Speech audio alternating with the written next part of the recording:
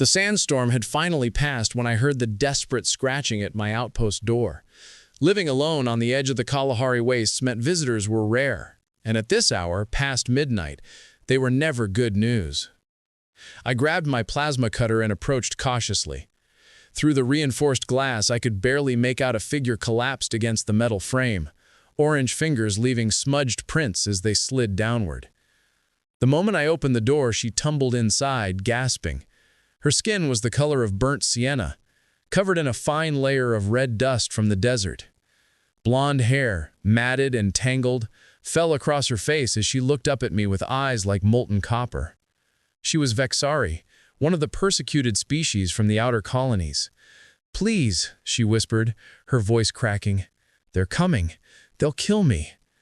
I sealed the door and helped her to her feet. She wore traditional Vexari clothing, a long, flowing skirt of deep purple fabric that reached her ankles and a simple wrap across her torso. She was shaking. Whether from cold or fear, I couldn't tell. "Who's after you?" I asked, guiding her to the small living area of my outpost. "Bounty hunters. Slavers." She clutched at my arm with surprising strength. "But that's not the worst of it. They can track me. There's something." She stopped, her copper eyes meeting mine with an intensity that made my breath catch. "It's hidden under my skirt. A shackle. On my ankle." I felt my face warm at the implication, but her expression was deadly serious. "It sends out a signal every 30 seconds, she continued, glancing toward the door. "They'll be here in minutes, maybe less. I can't reach it properly myself, and I can't get it off without help. Please." Her voice broke on the last word. "I need you to take it off." The wind outside picked up, and through it I heard the distant hum of engines. Her pursuers were getting closer. I knelt before her, my hands steady despite my racing heart. "Show me." She hesitated for just a moment, her fingers trembling as they gripped the fabric of her skirt. The purple material was worn and torn in places, evidence of a long, desperate flight across the desert. With careful movements, she lifted the hem just enough to reveal her right ankle. The shackle gleamed in the dim light of my outpost, a band of silver metal wrapped tightly around her orange skin. At its center, a small crystal pulsed with azure light, once every 30 seconds, like a mechanical heartbeat counting down to her capture. "Biomagnetic lock," I muttered, recognizing the design. "These are illegal across 12 systems. Doesn't stop them from using them," she said bitterly. Her ankle was raw beneath the metal, the skin chafed and bleeding in places. She'd been wearing this device for weeks, maybe months. I retrieved my tools, my jaw clenched at anger at whoever had done this to her. As I knelt before her again, I could feel her eyes on me, watching my every movement. The engines outside grew louder. "What's your name?" I asked, positioning the plasma cutter at the lowest setting. I needed to focus on something other than how close I was to her, how vulnerable she looked. "Lissa," she breathed. "And you?" "Julian, hold very still." I positioned my hand beneath her calf, supporting her leg. Her skin was warm despite the cold desert night, and I could feel her pulse racing through her ankle. The first cut into the metal produced a shower of sparks. Lissa gasped, but didn't move. Her hands gripped the edges of the chair, knuckles pale against her orange skin. "Almost there," I murmured, concentrating on the delicate work. One wrong move could burn her. The second cut severed the lock mechanism. The blue light flickered, pulsed twice more, then died. The shackle fell open with a soft click, and I carefully pulled it away from her damaged skin. The moment it was gone, Lissa's entire body seemed to melt with relief. She let out a sound that was half sob, half laugh, and her head dropped forward. Blonde hair fell like a curtain around her face as she looked up at me, with eyes like molten copper. "It's off!" she whispered, as if she couldn't believe it. Outside, the engines stopped. We had seconds, maybe less. "The hidden compartment, behind the water recycler," I said urgently, pulling Lissa to her feet. She stumbled, her legs weak from exhaustion and the sudden freedom from the shackle's constant pressure. I caught her around the waist, feeling her lean into me. Heavy boots pounded against my door. A harsh voice shouted something in Trader's cant, a demand for entry. I guided Lissa across the room, moving as quickly and quietly as possible. The compartment was small, designed to hide contraband during customs inspections. I'd never imagined hiding a person there. "It's tiny," I warned, pulling open the panel. "I don't care," she said, already climbing inside. But as she tried to curl into the space, her injured ankle gave out. She bit back a cry of pain, her face contorting. Without thinking, I climbed in after her, pulling the panel closed behind us. The space was impossibly cramped.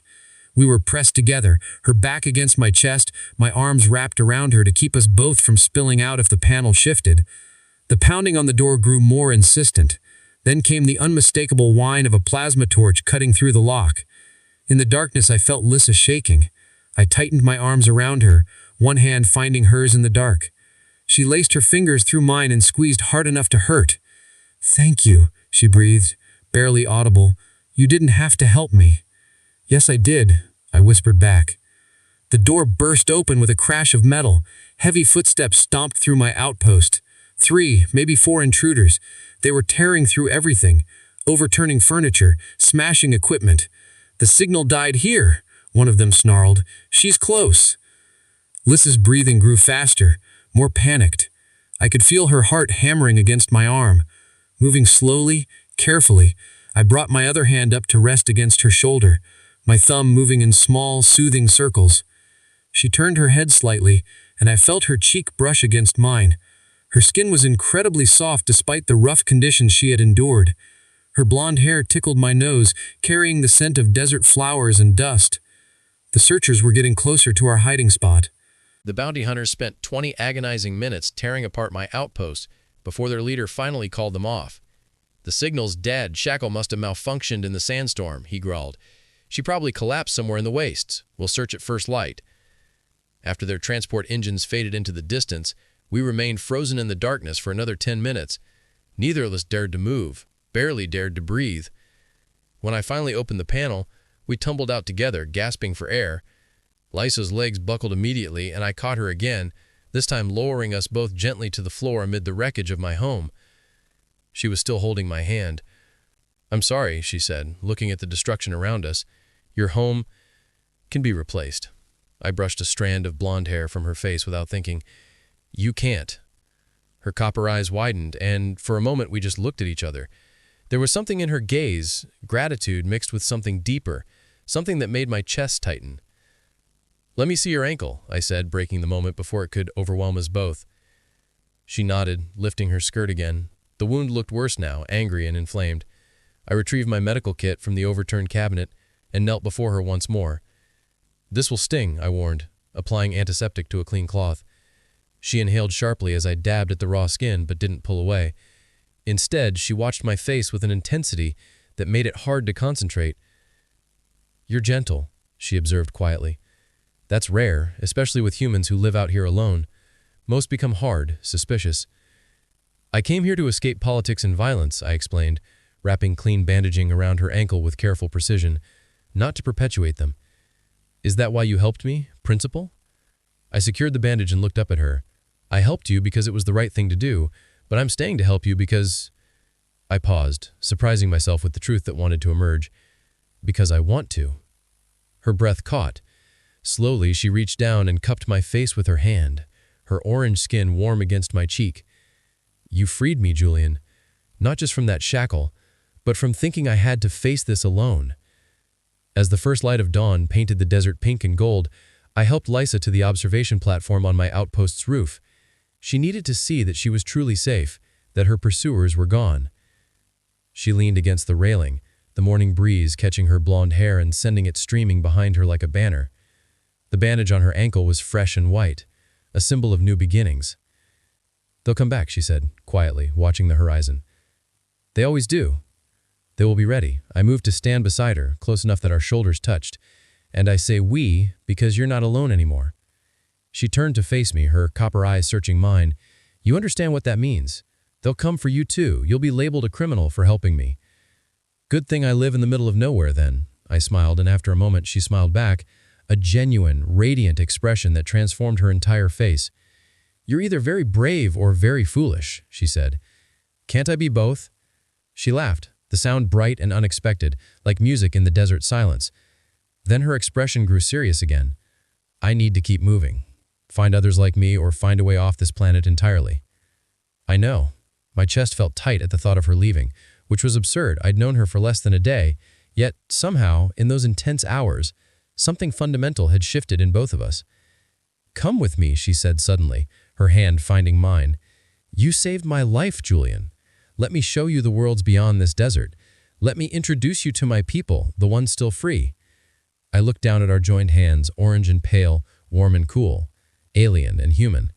Then I looked out at the desert I'd called home for 3 years, the isolation I'd chosen. And I thought about the woman beside me who'd stumbled into my life with desperation and left me with purpose. I have a transport, I said, not fast but reliable. We can leave within the hour. Her smile was like the sunrise, warm, bright, full of promise. She leaned in slowly, giving me time to pull away if I wanted. I didn't want to. When her lips met mine, they tasted of desert dust and hope, of freedom earned and futures unwritten. Her hand tightened in mine, anchoring us both to this moment. When we finally pulled apart, she rested her forehead against mine. You didn't just free my leg, she whispered, echoing her words from last night. You freed me. And somehow, I think you freed me too. As we descended to prepare for our journey, the double suns rose fully over the Kalahari wastes, painting the world in shades of gold and orange, the color of new beginnings, the color of her skin, the color of the life we might build together. The desert had given me solitude. Lysa had given me something more precious, connection, purpose, and the courage to believe in both. Together, we would chase the horizon. The end.